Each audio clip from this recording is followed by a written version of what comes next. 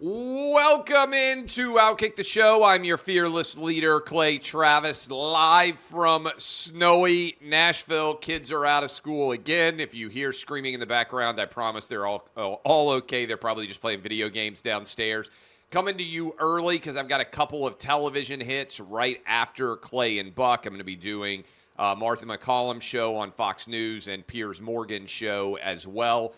In the 3 p.m. Eastern hour, and therefore I will not be able to do this show right after, but we got plenty of stuff to react to. Like most of you last night, I was watching NFL and then flipping over to Fox News to watch the results from the Iowa caucus as the very first votes of 2024 have now been cast. Around 115,000 Iowans showed up to cast their vote in the caucus. We will dive into that. What did we learn? Spoiler alert, the primary race is over, and Trump is going to be the nominee. I will break all that down for you here momentarily. But first, let's complete the wild card story. By the way, finally on some wild card games. We were right about the Bills covering. We were right about the Bucs winning outright as the home underdog. Let's start with the Bills. Josh Allen, right now, I believe, is playing as well as any quarterback in the NFL playoffs. Certainly Lamar Jackson's playing at a high level, had the bye, did not play. Brock Purdy has played well all season. But you finally are now going to get the Bills-Chiefs matchup, but you're going to get it in Buffalo. I think that Josh Allen will outduel Patrick Mahomes. We'll talk about that in detail tomorrow with Kelly Stewart. At Kelly in Vegas on the Fade on our gambling-specific focused show. But I like for Josh Allen to be the best player in the divisional round playoffs. I think that they go out and win that game. So as we are rolling through here, the Steelers just don't have the offensive firepower to be able to keep up with the Bills. And the Bills kind of play in that scenario where they're always allowing someone to hang around, and they allowed the Steelers to hang around for a decent amount of time, despite getting up, I think it was 21-0 early in this game and officially putting it to bed. They were never really in danger. I don't think the Steelers ever had the ball with the chance to tie throughout the course of this game. Bills pull away. Again, the storyline to me, Josh Allen and his dominance. I will point out, if you watch and or listen to Clay and Buck, because we're now available on video every day. So when I say watch, you can watch on Fox Nation. You can become a VIP at clayandbuck.com. Either of those ways, you can watch all 3 hours of a video version of the radio show now. I'm not even sure that's officially been announced, but that is now available on 2 different streaming platforms, both Fox Nation and clayandbuck.com. But if you watch or listen, I gave out 4 picks on Prize Picks that hit for a 10-1 payout. I said over on Joe Flacco passing yards and Njoku, his tight end, receiving yards. I said under in the game between the Chiefs and the Dolphins on Tyreek Hill's receiving yards. That hit. And I said under on Josh Allen passing yardage. That hit, even though we didn't get the benefit of the snowstorm, which was the primary impetus for me to make that pick in the first place. Even in relatively decent weather conditions, that also hit. So if you put down $10, you won back over $100. If you put down $100, you won back over $1,000. That was a nice payout. We won 3 bets yesterday to help make up for the fact that we started really weak. Finished 3-5 in the wild card playoff bets, but a decent little fight back. Not that bad, especially when you factor in the hit on the 10-1 payout on the Prize Picks. Okay, so the Bills win. They win comfortably, and the Bucs absolutely obliterated the Eagles down in Tampa. The Eagles collapsed. I think finished 1-6. Lots of questions. A year ago, things can change very rapidly in the NFL. A little bit less than a year ago, the Eagles were in a position to win the Super Bowl, and Jalen Hurts looked like a franchise quarterback that you could rely on for years to come. That did not look like the case. Now, admittedly, they didn't have A.J. Brown. They've had injury issues down the stretch. There have been things that have gone awry for the Eagles. But in November, the Eagles looked like the best team in the NFC. By the end of the year, they didn't even look like a playoff team. That was why I took the Bucs to win as the home underdog, and that was certainly the right side. We also hit on the under in this one. The Eagles just didn't show up. And Nick Sirianni, who had a lot of criticisms early in his tenure when he was first hired, those have not vanished now. All of a sudden, the Eagle fans are showing back up and saying, what in the world is going on with this team? I think it is a valid question to be asking after you get the beatdown in Tampa Bay. Jalen Hurts, not very good. I know the stats, if you just look at the stats, don't look brutal. He didn't turn the ball over, but the Eagles were pretty much dominated. Gave up 426 yards, 10 more first downs for the Tampa Bay Buccaneers. Got to give credit. Baker Mayfield. Baker Mayfield was given up, said to be a bum quarterback, that there was nothing left. The Tampa Bay Buccaneers, $80 million over the cap.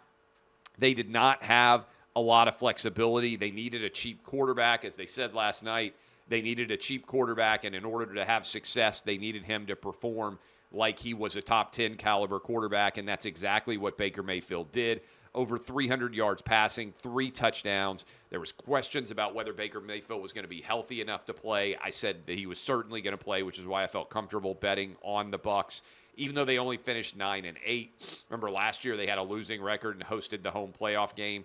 Even though they only finished 9-8, Baker Mayfield played excellent at times. That defense still capable of performing at a high level. They finally stopped, even though they had to grab his face mask to do it. The Jalen Hurts, the tush push that the Eagles have been running in short yardage situations all season long. And the Bucs now, as we look ahead to the divisional round of the playoffs, the Bucs are headed on the road against the Detroit Lions. Let me give you the early lines in these games. Saturday's games, Texans at the Ravens. Ravens 9-point favorites over the Texans. No one buying in to C.J. Stroud in the gambling markets in this young Houston Texans team. Again, we'll break down and give you gambling picks tomorrow. Packers a full 10-point underdog against the 49ers on the road in San Francisco. 49ers and the Ravens both coming off of the bye week as they get ready there. We've got the Lions 6-point favorites over the Bucs, as we just mentioned. Lions with a chance to go to the NFC Championship game and equal the number of playoff victories they've had since the 1950s. Lions get to host that home playoff game, which it looked like they might lose over what I think was a blown call at the end of the game against the Cowboys. And then the Bills, as we mentioned earlier, are going to host the Chiefs. I think the 2 best weekends of the year for the NFL are Wild Card weekend, now that it's been expanded, and Divisional Playoff weekend. As much as I love the AFC and the NFC Championship games, and as much as I like the Super Bowl, that in and of itself is relatively few games. This is the last great sort of weekend of NFL football, because you only get 2 games next weekend, and then you only get, obviously, 1 game, the Super Bowl. I'll be out in Vegas, I think, on my schedule. Should be interesting to see a Vegas Super Bowl, but that is all still to come as we continue to break down all of this. All right, so that is the NFL takeaways from the final 2 wildcard games on Monday. Now let's pivot and let's talk about what happened last night in Iowa. The Republican primary is over. Trump won by 30 points over Ron DeSantis. If you watched this show yesterday, the top 4 was, as I forecast it was likely to be. Number 1, Trump. Number 2, DeSantis. Number 3, Nikki Haley. Number 4, Vivek Ramaswamy. Now, let's take them in reverse order. By the way, the polling, there's been a lot of question. This is the first time we've actually had voting out there. There's been a lot of question about whether the polling was or was not reliable. it was basically very reliable. The final couple of polls had Nikki Haley pulling ahead of Ron DeSantis. I didn't buy that would end up being the case, which is why I picked Ron DeSantis to finish second, ended up being correct there. But all of the polls that were released in the last few days were within a few points of accuracy. That is, I think, the final poll. In fact, I flagged it. The final poll from the Des Moines Register, which is considered the most reliable of all of the polls, had Trump at 48, Haley at 20, DeSantis at 16, Ramaswamy at 8. Nearly identical. The only thing was they a little bit overstated Haley, a little bit understated DeSantis. Again, if you watched me yesterday, my final four was almost identical to what the final results ended up being. But let me pull up the absolute latest. Trump gets 51% of the overall vote in Iowa, and it did not end up being remotely close. And honestly, this thing is over so far as I'm concerned. 51 to 21 to 19 to 7.7. Let's start in reverse. Vivek Ramaswamy expected to do better. His campaign was hyper online. It was not hyper active in necessarily the television universe. And that's why sometimes you have to be careful about overjudging if you're hyper online like I am. Like many of you are, you have to sometimes remember that only about 20% of the overall population is on Twitter, and only about 2% is actually active on Twitter. So you always have to remember Twitter is not the real world. To take it back to last campaign, the 2020 election, no one was less active on social media than Joe Biden, yet Joe Biden ended up the Democrat nominee for president. If you had only been online, you would have thought Mayor Pete, you would have thought Bernie Sanders, you would have thought Elizabeth Warren. All of those people were far more active on social media, but the reality was, again, a small percentage of people that are actually active in the political realm in terms of voting are actually online. So you got to be careful about that. Vivek Ramaswamy, 7.7% of the vote. And in the immediate aftermath of the election, he dropped out of the race and endorsed Donald Trump. Vivek had already said that he would do that on our radio program, that if he were not able to advance himself, he would drop out and endorse Donald Trump. That's exactly what Vivek did, leaving us with only 3 candidates. Nikki Haley came in third. She was hoping to come in second. She came in third and said in her post-speech, after the caucus results came out, she said this is a 2-person race, even though she came in third. Now, admittedly, she is polling far better than DeSantis in New Hampshire, and she has a chance to pull off an upset of Trump in New Hampshire. I think that one will end up fairly close.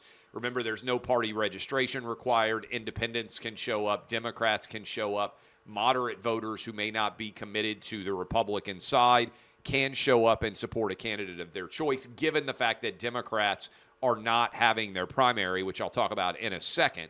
I think that is potentially going to happen. But the problem for Nikki Haley is she's not going to win, I don't believe, South Carolina, which is her home state. And so even if she goes back to South Carolina, I don't think she can win South Carolina.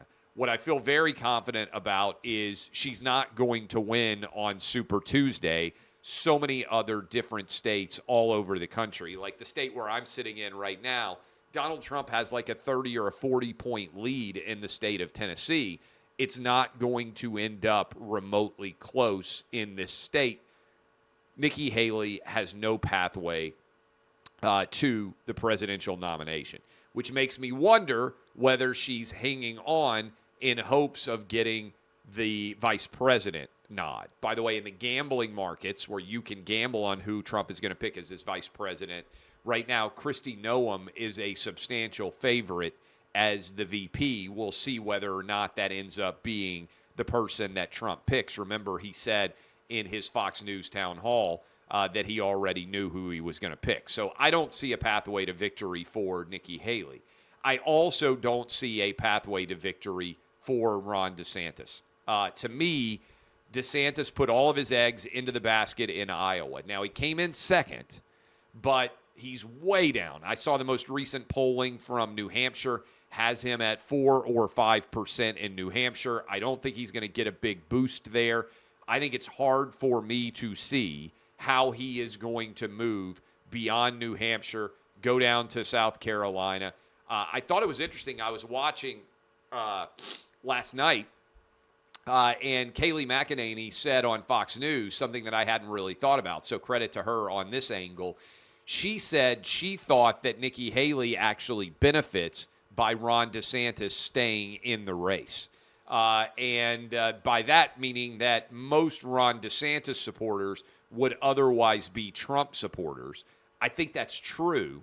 And so when Ron DeSantis, or if Ron DeSantis decides to pull out of the race, I think most DeSantis supporters are going to end up as Trump supporters, whereas I think most Nikki Haley supporters are certainly not going to end up supporting Trump, which is why I've argued that the only one of the final two, if it were Nikki Haley or Ron DeSantis, that had a chance to beat Donald Trump head-to-head was Ron DeSantis, because his supporters will otherwise go to Trump, whereas Nikki Haley's supporters, I think, will otherwise go to Ron DeSantis.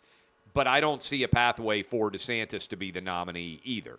And unlike Nikki Haley, I don't think Ron DeSantis would accept the vice presidential role in this campaign. Not to mention there is some complexity associated with whether both candidates could be residents of the same state, even in the event that Trump were going to pick DeSantis. So I think this is over. I tweeted last night. I will echo it. I try to be as honest as I can with all of you on a daily basis. I don't believe there is any pathway at all that anyone other than Trump can win. Leaving aside, Trump has some sort of health condition. Trump is unable to continue, right? I'm talking about presuming that Donald Trump stays healthy. As he rolls through the primary season, he is going to be the nominee. Now, remember, Joe Biden has no real challengers. Despite claiming that he cares deeply about democracy, Joe Biden wiped out both the Iowa caucuses and the New Hampshire primary from the front of the Democrat calendar.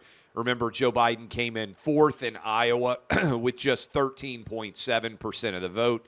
He came in fifth in New Hampshire with just 8.4% of the vote. It was James Clyburn in South Carolina saying, vote for Biden, that effectively made Biden the nominee. Prior to South Carolina, Joe Biden had been doing very poorly. I would point out that Iowa and New Hampshire are the two states where people are most able to talk and interact with all of the candidates. What does it say that the people who knew Joe Biden the best in 2020 in Iowa, where he came in fourth, and in New Hampshire, where he came in fifth, it feels quite spiteful to me that Joe Biden, after failing consistently in Iowa and New Hampshire throughout his political career, would suddenly decide to abandon the primacy of Iowa and New Hampshire, and in so doing, argue that they weren't representative enough because there were too many white people there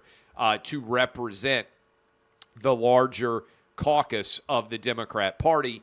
And so they now are trying to put South Carolina first. I would point out that this also was a protection mechanism for Joe Biden to try to avoid him having to compete against anyone else in states where he has consistently floundered and where the voters have consistently said that they do not consider him to be a very good representative compared to the other candidates that they got to know better.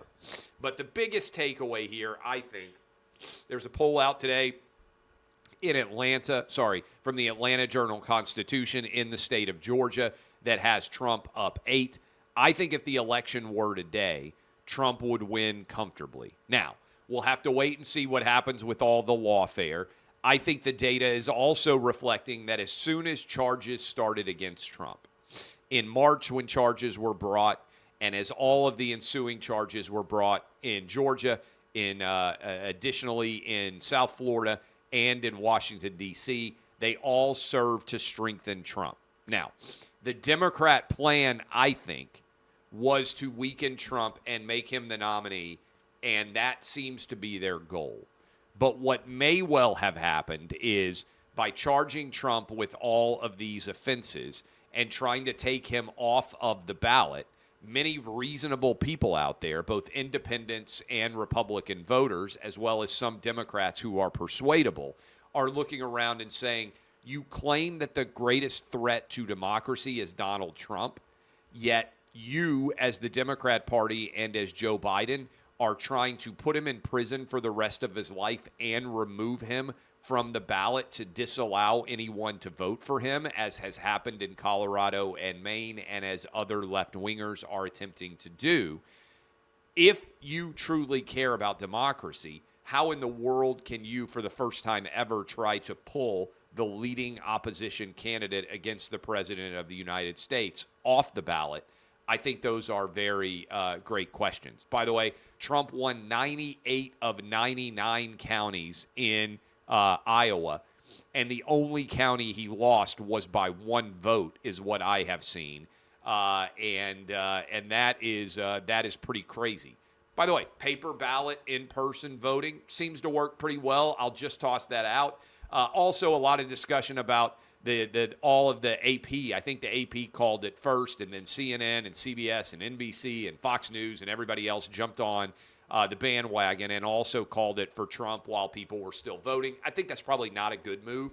I think they could have waited another half hour personally, but I don't think it changed the outcome in any way. I don't think there's any argument that that was rigged or that changed. When you win by 30, it's so clear that you're going to win that it doesn't really matter when the race is called. This was not remotely close. In general, I think while people are still voting, you shouldn't call states, but maybe they'll go back and look at that in the future. Also, I understand because people are really committed. I know how hard the DeSantis team worked. I know how hard the Haley team worked. I know how hard Vivek Ramaswamy is working. There is a natural inclination. If your team wins, that is the Trump side, you can be conciliatory. But if your team loses, DeSantis, Haley, and Vivek all lost, there's a natural inclination to say, oh, I'm not voting for the guy who beat me, right? That is a natural emotional response. It's January. We are 10 months from the actual election. I don't believe that DeSantis, Haley, or Vivek supporters are going to actually end up voting for somebody other than Trump. A tiny percentage will, but Joe Biden is such an awful president that I think the vast majority of people out there, even if they were diehard DeSantis, Haley, or Vivek supporters, will end up coming around on Trump. Now, this is going to be a crazy year. This is going to be absolutely bonkers. And we now effectively have a general election campaign that is set for the next 10 months. We've never had two candidates locked and loaded this early. I still have substantial doubts, which I'll talk about on the Clay Travis and Buck Sexton show here in a little bit, about whether or not Donald Trump is going to be going up against Joe Biden. I still feel like we may well get a bait and switch. I still feel like it may well be Michelle Obama who is the choice. That's my prediction for a while now, that they could pull a bait and switch using Joe Biden's health as the issue. But right now, what I would advise, if I were advising Trump, go a little bit under the radar. Right now, Joe Biden is the story. You don't need to make yourself the story. I actually think Donald Trump could run a little bit of a from Mar-a-Lago campaign. I don't know that he needs to be on the road that much right now. Come the fall, September, October, start hammering all of the swing states in an aggressive way. But right now, Joe Biden's frailty and Joe Biden's weakness is the story. The incumbent is typically always a referendum. The election is on the incumbent. But for COVID, I believe Donald Trump would have won comfortably over Joe Biden in 2020. If the election were today, I think that Donald Trump would beat Joe Biden comfortably. And I think a lot of Democrats deep down know that. All right. I'll be on television in the 3 p.m. Eastern, couple of different shows. I'm about to sit down and get ready for 3 hours with the Clay Travis, Buck Sexton show. I appreciate all of you. DBAP, unless you need to SBAP. Congrats to Trump. Congrats to everybody who poured their heart and soul into Iowa. We have a nominee on the Republican side. It looks like Trump v. Biden. Tomorrow we'll break down all of the NFL divisional round playoff games. This has been OutKick the show. DBAP, unless you need to SBAP. Thanks as always for watching.